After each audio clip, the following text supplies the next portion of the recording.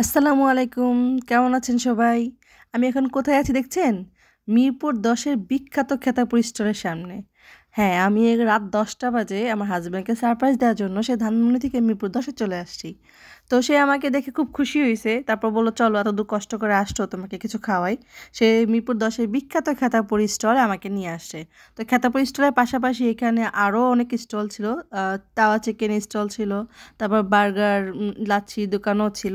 তো আমরা ঘুরে ঘুরে দেখতেছিলাম। তো ওই ফাঁকে ও আমার জন্য ১ প্লেট তাওয়া চিকেন আর হচ্ছে খাতাপুরি অর্ডার করলো। খাতাপুরি চিকেন খাওয়ার পরে সে আমাকে এখানকার সবচেয়ে টেস্টি এবং বেস্ট লাচ্ছি এনে দিল। আমি লাচ্ছিটা খেয়ে এত মজা পাইছি। আমার যেমনি ঠান্ডা ছিল, আমি প্রচুর কাশতেছিলাম, কিন্তু তারপর আমি লাচ্ছিটা এক বিন্দুও মিস করিনি। আমার খুবই, খুবই, খুবই মজা লাগছে। এখানে না এসে লাচ্ছিটা না খেলে কেউ বুঝবেন না যে এত টেস্টি এই লাচ্ছিটা।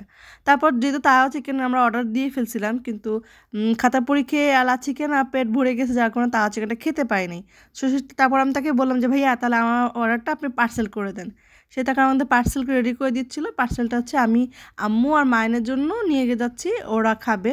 কারণ আমাদের পক্ষে খাওয়া এখন একেবারেই অসম্ভব। তো এই খাওয়া-দাওয়া শেষ করে ঘুরে ফিরে আমরা রাত ১২টা বাজে বাসায় উদ্দেশ্যে রওনা দিলাম। তো এই ছিল আমার মিরপুরে আমার হাসব্যান্ডকে ছোট্ট করে একটা সারপ্রাইজ দেওয়া। সবাই ভালো থাকবেন, আমাদের জন্য দোয়া করবেন। আর সবাইকে আল্লাহ হাফেজ। যে যেখান থেকে আমার ভিডিওটা দেখছেন কমেন্ট করে জানাবেন প্লিজ।